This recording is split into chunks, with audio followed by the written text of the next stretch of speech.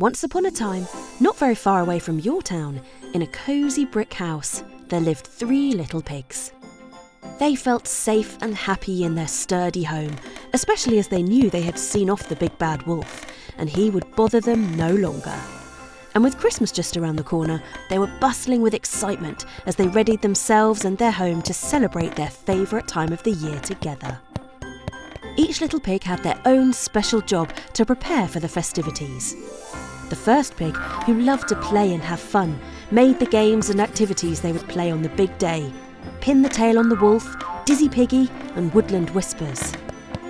The second pig, who liked to make things beautiful, decorated the house with holly and ivy, twinkling lights, paper snowflakes and a huge Christmas tree overflowing with tinkling bells, shiny baubles and sparkling tinsel. The third pig, who was very clever, was in charge of the food. Making a festive feast is pretty tricky and it takes a lot of concentrating and skill, so he was the perfect pig for the job. He made buttery roasted parsnips and creamy cauliflower cheese, sweet nutty stuffing and crisp roast potatoes. And for pudding, he made a sumptuous cherry pie and custard. Everything looked delicious. But as they were busy with their preparations, the pigs couldn't help but feel that something was missing. Just as they were pondering this, there was a loud knock on the door. The pigs jumped and looked at each other, unsure who would be visiting them on Christmas Day. The first pig peered through the window and gasped. "It's a fox!" he squeaked, trembling a little. The other pigs exchanged worried glances. The fox stood on the doorstep, shivering and cold, looking hungry and lonely, and the pigs straight away felt sorry for him. After all, it was Christmas, a time of year to be open and generous, and they were sure the fox felt the same, so they opened the door. Come in, the pigs cried. Inside, the fox was ushered over to the fire and given a cup of hot cocoa and a blanket. They bustled around him, trying to help him feel warm and comfortable and involving him in their Christmas traditions. As the fox warmed up, he became quite chatty, and the pigs were pleased to see that he wanted to get involved in the preparations. He tried to help the first pig with getting the games ready, but he found it quite tricky to understand all the rules, and he kept saying things like, "These games don't look very fun. Can't we play Chase the Chase the Mouse?" It was a bit annoying, as the first pig had spent so much time preparing, so he suggested that the fox help with the decorating. The fox tried helping the second pig to hang a string of lights over the fireplace, but he kept getting tangled up. He said, "All these decorations are a bit over the top, aren't they? We usually just go out hunting, go for a lovely walk and then come home for supper." This sort of comment wasn't really that helpful, so the second pig suggested that the fox help in the kitchen. The fox tried to help the third pig with buttering the parsnips, but he kept doing it a bit too roughly and the parsnips were turning to mush. "Is this all we're having?" the fox said, wrinkling up his nose. "Well, what do you usually have?" the third pig inquired, a little irritated. The fox thought for a moment. "Sometimes we have rabbit," he said, putting the butter knife down on the table. "Sometimes we have pheasant," he said, wiping his fingers clean. "But our favourite thing to have for Christmas dinner," he said as he licked his lips, "is pig." He leapt over the table towards the pigs, and they squealed and ran through the front door and out into the snowy night. The woods were empty. All the other creatures were at home celebrating with their families, so there was no one there to help as the pigs ran through the night, the fox snapping at their heels. Suddenly, there wasn't just one fox, not 2, but a whole family of foxes chasing the pigs. This had been their plan from the start. The pigs ran and ran, jumping over fallen logs and scraping through brambles, and they were starting to get tired, starting to slow down.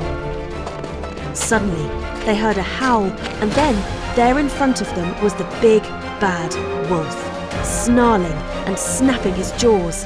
The pigs were terrified, but not as terrified as the foxes. They were enemies of the wolf and had been for generations.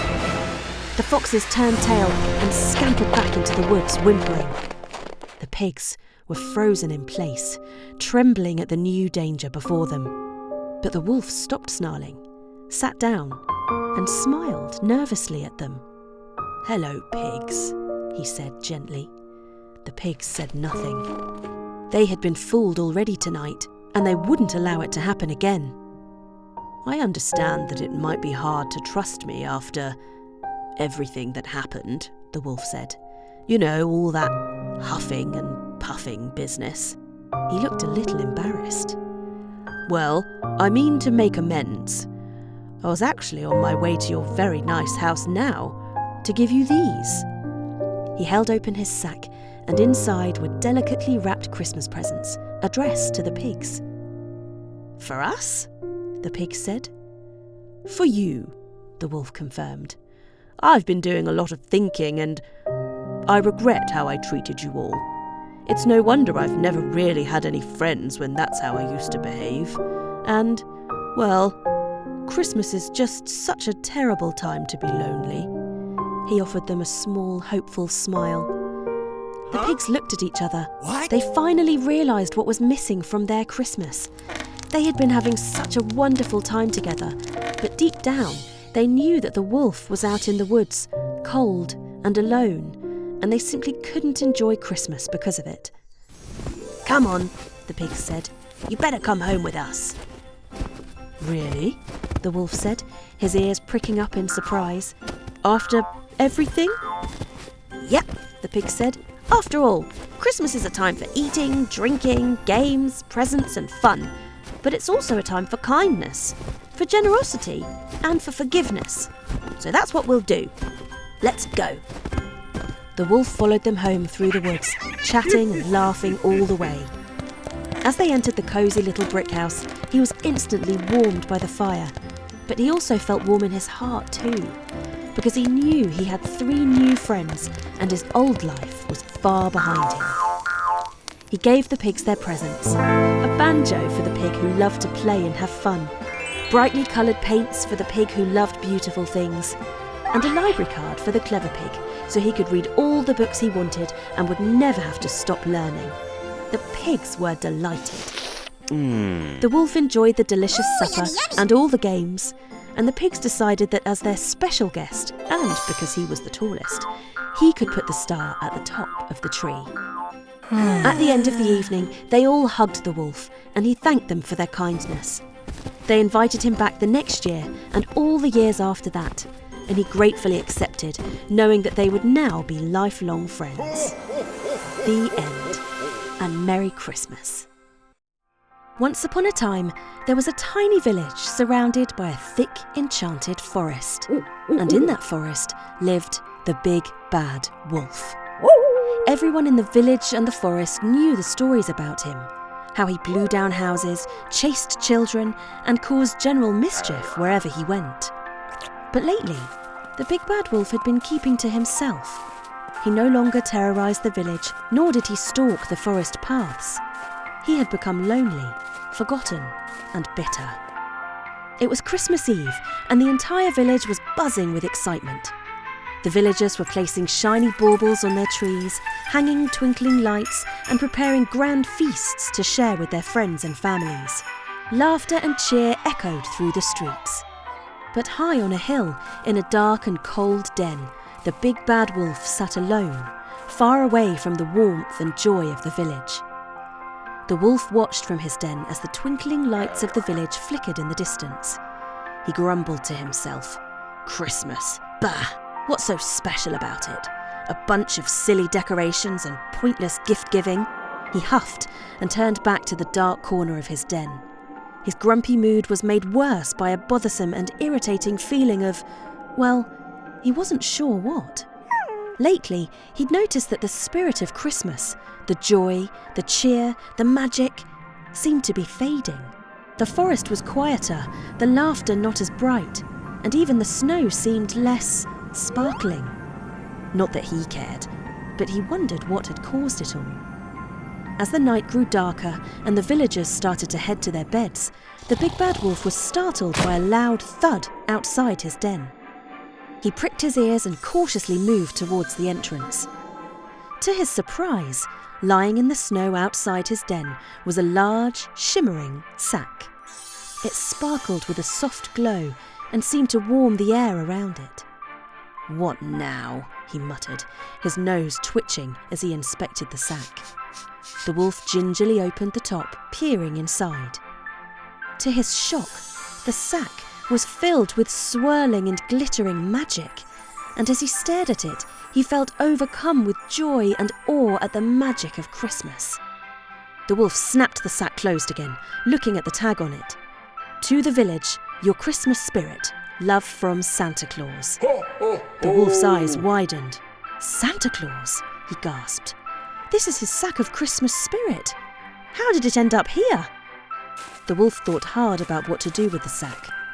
What if he just kept it? Finally, he shook his head. "I can't keep this," he muttered. "Christmas may not be for me, but it's important to everyone else." Determined to do the right thing, the wolf knew he had to return the sack to the village before Christmas morning. But how? He couldn't just walk into the village without causing a panic. No one trusted him, and they surely wouldn't believe he was bringing Christmas spirit back instead of taking it away. As he thought about what to do, the wolf's sharp ears picked up the sound of footsteps crunching through the snow. He looked up to see a young boy from the village wandering towards his den. The boy was shivering, his red coat flapping in the cold wind, and he looked lost. "Hey!" the wolf called out before he could stop himself. "What are you doing out here, kid?" The boy froze, wide-eyed and terrified. The big bad wolf?" he stammered. I didn't mean to." The wolf sighed, trying not to scare the boy any further. "Relax, kid, I'm not going to hurt you. What are you doing so far from the village on Christmas Eve?" I got lost," the boy admitted, his teeth chattering from the cold. "I went into the forest to find a perfect Christmas tree for my family, but then it got dark, and now I can't find my way home." The wolf tilted his head. "Well, you're lucky you didn't get caught by something worse than me. The forest can be dangerous at night." The boy moved quickly to stand closer to the wolf, no longer afraid of him. He looked up at the wolf's large, looming figure and smiled nervously, and then glanced at the shimmering sack behind him. "What's that?" The wolf hesitated, but then decided to tell the truth. "This is Santa's bag of Christmas spirit. It fell near my den, and now I need to return it to the village before Christmas morning, or no one will have a happy Christmas." The boy's eyes lit up. "Santa's bag? Why, this is incredible! But how will you get into the village?" "I was hoping you might help me," with a wry smile. "I can get you back through the forest, and if you can guide me through the village without causing a fuss, we can get the Christmas spirit back where it belongs." The boy thought for a moment, then held out his hand. The wolf looked at it cautiously, and then reached out his paw, and they shook on it. The wolf picked up the magical sack and tossed it over his shoulder. Together, the boy and the wolf carefully made their way through the forest and toward the village. As they approached the edge of the village, the boy turned to the wolf. "We'll go through the back streets and into the square where the big tree is," the boy whispered. "That's where Santa always leaves the Christmas spirit for everyone to share." The wolf nodded, following the boy's lead as they crept through the snowy streets, dodging windows and avoiding the villagers. Soon they reached the village square, where a giant Christmas tree stood proudly in the middle. It sparkled with lights, but something about it seemed dimmer than usual. Without the Christmas spirit, the tree couldn't shine the way it was meant to. The wolf gently placed the sack beneath the tree, and as soon as he did, the tree glowed brighter, and the air around them filled with the sweet scent of pine and cinnamon, and the entire village seemed to hum with warmth and joy. The Christmas spirit had returned. The boy looked at the wolf in awe. "You did it! You brought Christmas back!" The wolf smiled, a real genuine smile, and felt something warm in his chest. "I suppose I did," he said quietly. Just then, a soft jingle filled the air, and a familiar voice boomed from above. "Ho, ho, ho! What do we have here?" The wolf and the boy looked up to see Santa Claus landing his sleigh in the square. Santa hopped out and walked over to them with a twinkle in his eye. "Ah, my sack! I wondered where it had gone," Santa said, patting the wolf on the back. "Thank you, Wolf. You've saved Christmas for everyone." The wolf blushed, not used to praise. It was the right thing to do. Santa smiled warmly. "Indeed it was. You've shown that even the big bad wolf can have a heart full of Christmas spirit." The boy grinned and tugged at the wolf's paw. "See? You're not so bad after all." With a jolly laugh, Santa handed the wolf a small wrapped gift. "For you, my friend. Merry Christmas." The wolf unwrapped the gift to find a beautifully crafted ornament, a shining star to place on the village Christmas tree. For the first time in his life, the big bad wolf felt a sense of belonging, and not only that, but the true joy of Christmas. Everywhere the wolf went, he saw animals enjoying themselves. The squirrels had strung up shiny ribbons in the trees, and the rabbits were building snowmen in the meadow. The wolf huffed to himself. How ridiculous. On Christmas Eve, the wolf was prowling near the edge of the forest when something strange caught his eye. A flash of red and white hurtled through the sky. The wolf squinted. "Surely not," he thought to himself with a sneer. His eyes tracked the red and white blur as it came careening down to the ground with a crash that echoed throughout the forest. A prickle of panic rose up in the wolf, but he squashed it back down and shrugged it off. He didn't care, he told himself. But he found that he couldn't quite bring himself to go home without having a quick check, so he started through the trees to investigate. The wolf's heart skipped a beat. He had heard stories about Santa Claus, but had never believed they could really be true. But there, just as surely as he stood there himself, was the sleigh, the reindeer, and the very real Santa Claus right there before him. He looked unharmed, and the sleigh seemed to be in good working order, so the wolf turned and started to head back to his den. "Ho, ho, ho!" Santa boomed heartily, to no one in particular. "I seem to have had a little mishap. Not to worry, still plenty of time to deliver all the presents to the good little boys and girls." What nonsense, thought the wolf, ignoring him. But as he walked away, he felt a tiny twinge of regret. It might have been nice to meet the real Santa, but the wolf knew for certain he was on the naughty list and felt sure that Santa wouldn't want to meet him. He trudged a few steps more, and just as he was almost out of earshot, he heard Santa once more. "Oh no," Santa said, his voice laced with dread. The wolf stopped. He turned and saw Santa Claus looking in his magical sack, rummaging around in it, turning it upside down and shaking it. It was empty. The wolf was torn. Santa clearly needed help, but would he accept it from someone on the naughty list? Gathering his courage, the wolf stepped out from behind the tree and cleared his throat. Santa turned around, seemingly surprised to see the big bad wolf standing there. But then Santa's rosy face broke into a huge, warm smile. "Well, well," Santa said. "What can I do for you?" The wolf tried hard to look like his heart wasn't doing backflips, and he said calmly, "Well, you looked like you needed some help, and it doesn't look like there's anyone else around, so, I'm here." Santa sighed, his jolly expression dimming slightly. "Yes, my sack of presents is empty. It was full when I left the North Pole, but now they're gone. Without those presents, I won't be able to deliver gifts to all the children and animals tonight." The wolf shifted awkwardly. "Perhaps I could help you find them?" he offered. Santa's eyes twinkled. "You want to help? I know I haven't been very good in the past," the wolf admitted, "but maybe I'd like to try." Santa's warm smile returned.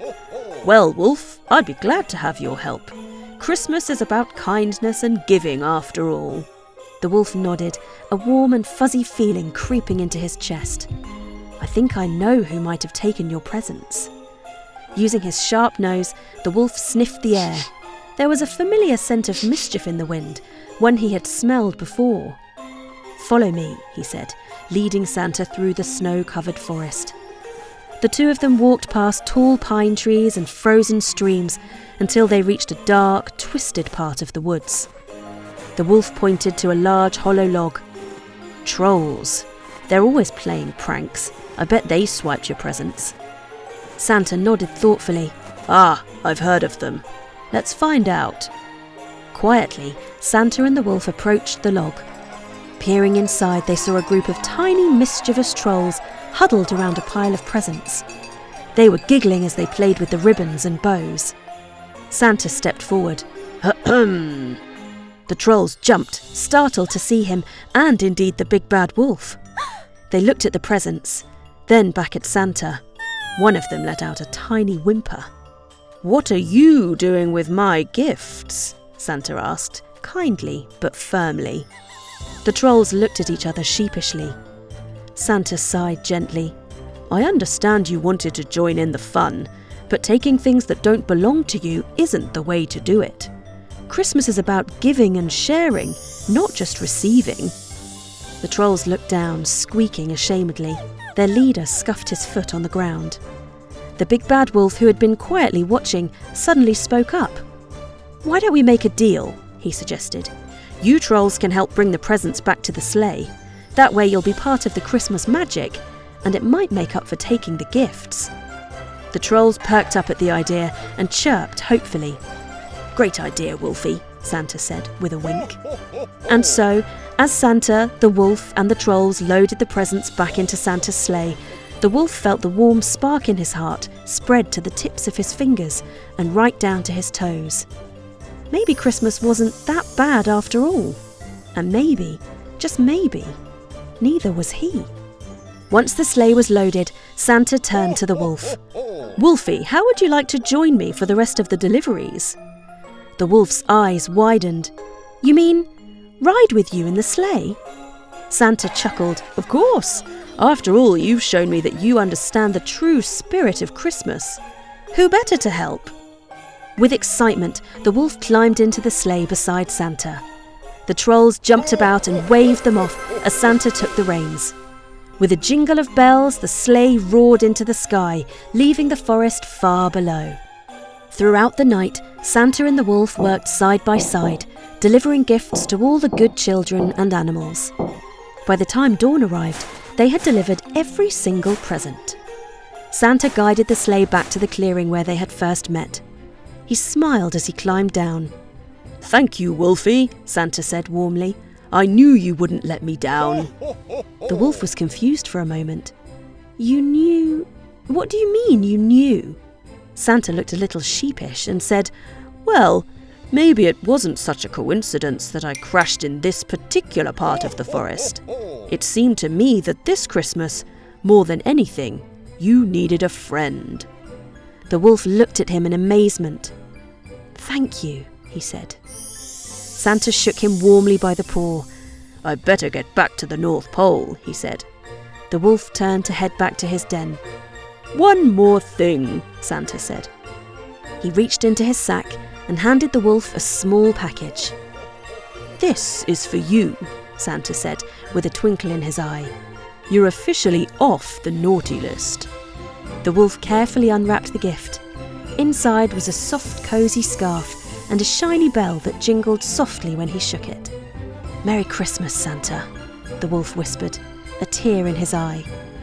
With a final jingle of bells, Santa's sleigh disappeared into the morning sky, leaving the wolf standing in the snow, filled with the joy of Christmas. Once upon a time, in the magical, wintry land of the North Pole, there was a fantastical workshop like no other. It was full of bustling elves, tinkling bells, and the smell of fresh gingerbread. This was Santa's workshop, where Christmas magic came to life every day of the year. In this workshop, toys were built, presents were wrapped, and joy was made out of thin air for children all over the world. Of course, Santa Claus himself was in charge of the workshop, but he did not work alone. The elves were small but mighty, fueled by Christmas cheer and extremely skilled in their work. This story is about two of those elves in particular. Holly had an eye for detail, and she had a very important job. She was responsible for making sure every doll had just the right dress, every car had the smoothest wheels, and every teddy bear had a perfectly tied ribbon. She took her job very seriously, and she never liked to ask for help. Jingle was the inventor of the workshop. He was always creating new gadgets and tools to help make Christmas even more magical. He took his job seriously too, but he could be quite shy, and he often worried about what other people would think of his ideas. One chilly December morning, just a few days before Christmas Eve, Santa gathered all the elves together in the main workshop hall. His twinkling eyes were filled with excitement, but there was a hint of concern on his face. "Listen up, everyone," Santa said. "We have a problem. Some of the most important toys, the ones for children who've been extra good, have been left in the old barn by mistake. They must be retrieved before Christmas Eve, otherwise the children won't have any presents." The elves gasped and whispered among themselves. "Don't worry," Santa continued, smiling reassuringly. "I'm sure it's just a mix-up, but I'll need some volunteers to go and collect them. Anyone?" Holly and Jingle immediately raised their hands. We'll go, they said in unison. Santa beamed. "I knew I could count on you two. The old barn is in the far northern forest. It's quite a tricky road, and the weather report says a blizzard is on its way, so it won't be easy. But you'll probably be fine." Holly and Jingle quickly bundled up warmly. They grabbed a map from Santa, which would help guide them through the North Pole's tricky tracks and winding woods, and off they went, waving goodbye to the rest of the elves. As they made their way through the snow-covered woods, Holly and Jingle chatted eagerly about their mission. Holly couldn't wait to see the special toys, and Jingle was already thinking about how he could improve the toy delivery system for next year. The journey started off smoothly, but as they ventured deeper into the forest, the wind began to pick up. Snowflakes swirled around them, and the once clear path became harder to see. This blizzard is coming in fast, Holly said, squinting against the cold wind. We should check the map to make sure we're still going the right way.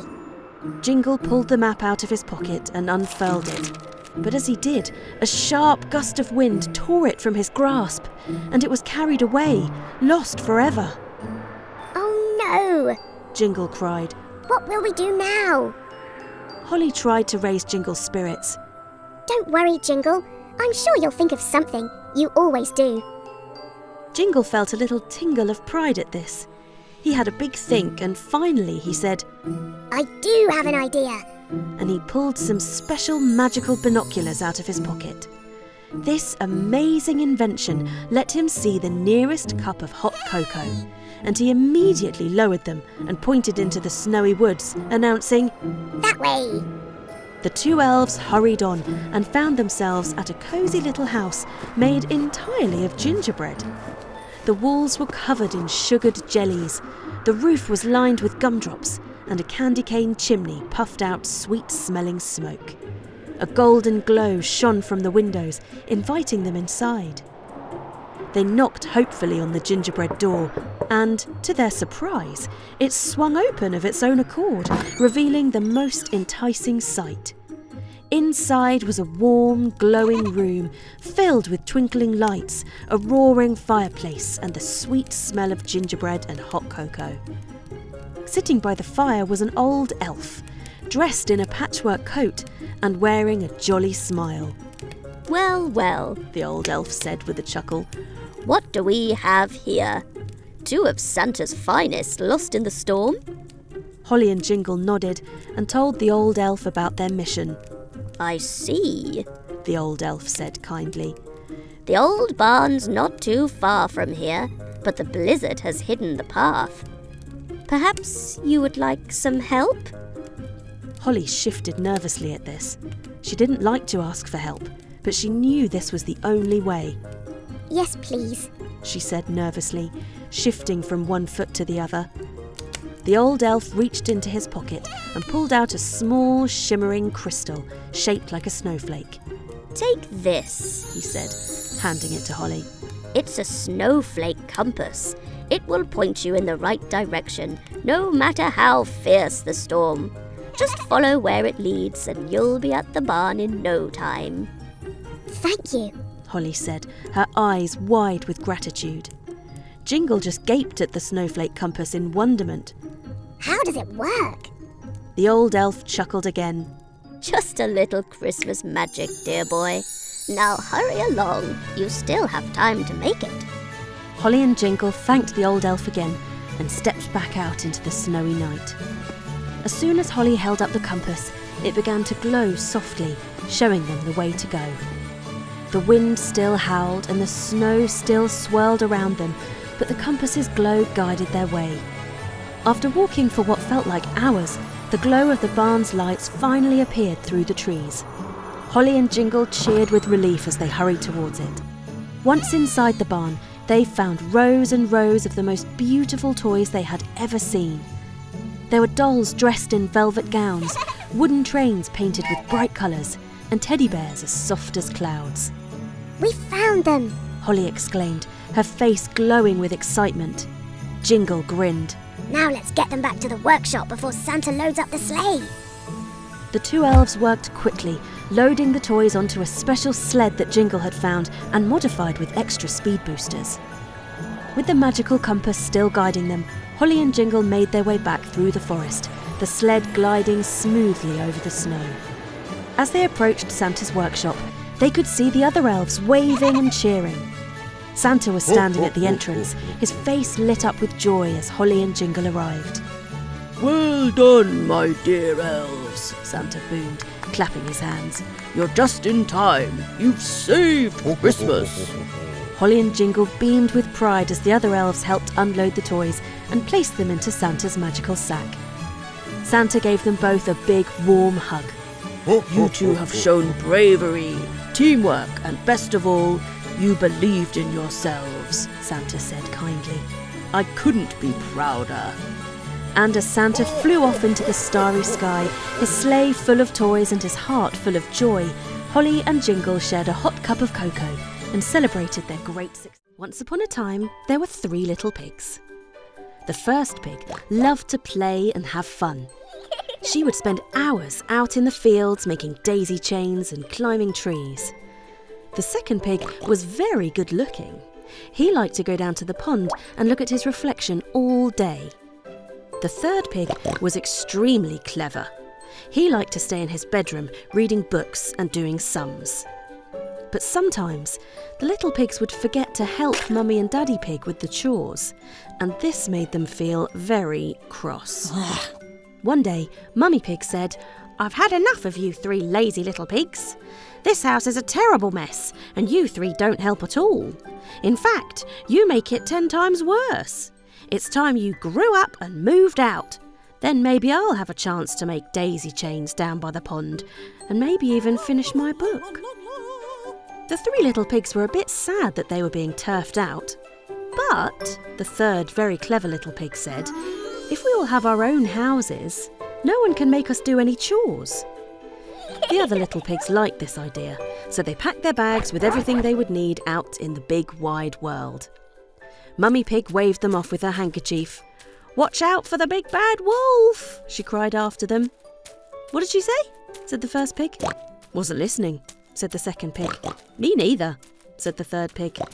The 3 little pigs shrugged their shoulders and off they went. After a while, the 3 little pigs walked past a huge meadow full of wild flowers, and the first pig stopped to have a look. She was getting a bit bored of walking and wished she could go and play. Just then, a big red tractor with a trailer full of straw came bumping along down the road behind them. As the tractor came closer, it went over a huge bump and a bale of hay fell off the back. "That'll do," the first pig said, and hugged the other little pigs goodbye. She quickly made a sweet little house out of the straw. It was a bit of a rush job, and it wasn't very sturdy or strong, but it was cosy enough, and the first pig spent the rest of the day picking flowers and playing in the meadow. The second pig and third pig carried on down the road, and after a while they walked past a big, wide, lazy river and stopped for a drink. The second pig wished he could stay longer, and, as luck would have it, another big red tractor came bumping down the road, this time with a trailer full of sticks. As the tractor came closer, it went over a huge bump and a bundle of sticks fell off the back. "That'll do," the second pig said, and hugged the third pig goodbye. The second pig spent a little longer making his house, but only because he wanted it to be beautiful, not to make it sturdy or strong. When his house was finished, it looked absolutely lovely, with not a stick out of place. He spent the rest of the afternoon next to the river, admiring his gorgeous reflection. The third pig carried on down the road until he came to a lovely spot near to town, just a short walk from the library. He looked up and down the road, wishing for a tractor that something might fall off the back of. Soon enough, a tractor did come along, and wouldn't you know it, it went over a big bump and a lovely big pallet of bricks fell off the back.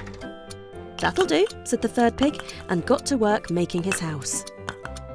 Now, the third pig was a bit of a smarty pants and decided to make the strongest, sturdiest house he could.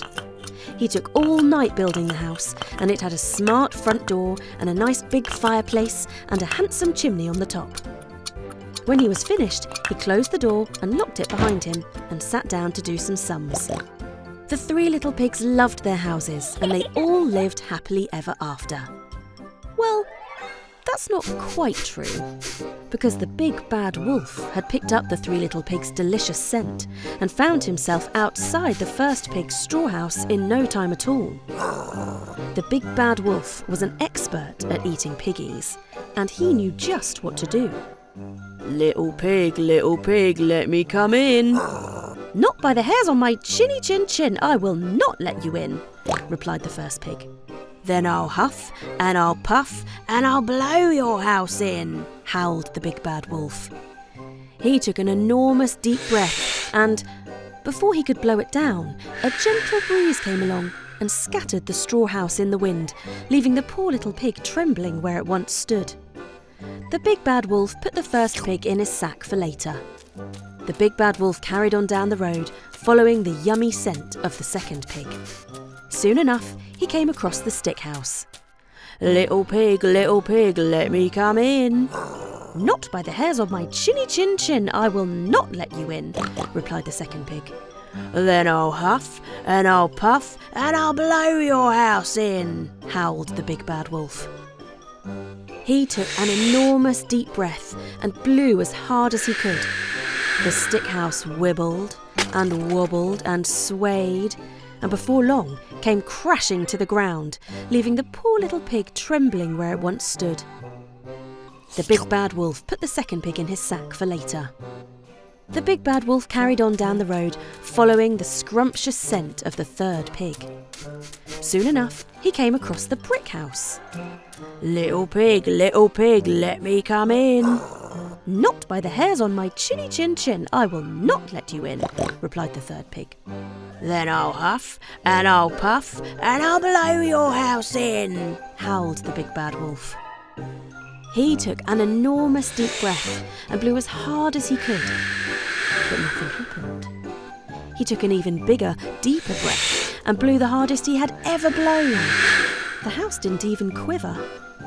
The big bad wolf wasn't very happy about this. He was supposed to be an expert at eating piggies. It would be really embarrassing if this little piggy got away. He tied the sack full of the first and second pigs to a tree and looked all around the house for a way in. Spying the chimney, he climbed the drain pipe and crossed the roof. It was a bit of a tight squeeze and it was quite warm, but it would be worth it, he told himself. The big bad wolf sat on the edge of the chimney and jumped. The wolf fell down, down, down the chimney, right into the fireplace below. He jumped up, howling, and found that the very end of his long tail was on fire. The wolf ran out of the door and back down the road, and he never tried to eat another pig as long as he lived. The three little pigs all laughed and danced and hugged all night. From then on, they all lived in the strong, sturdy brick house and worked together to keep it clean and tidy. The very clever third pig used his great big brain to help them use their time wisely. The very beautiful second pig showed them how to make the house look beautiful. and the very playful first pig showed them how to have fun while they worked. And they really did all live happily ever after. The end.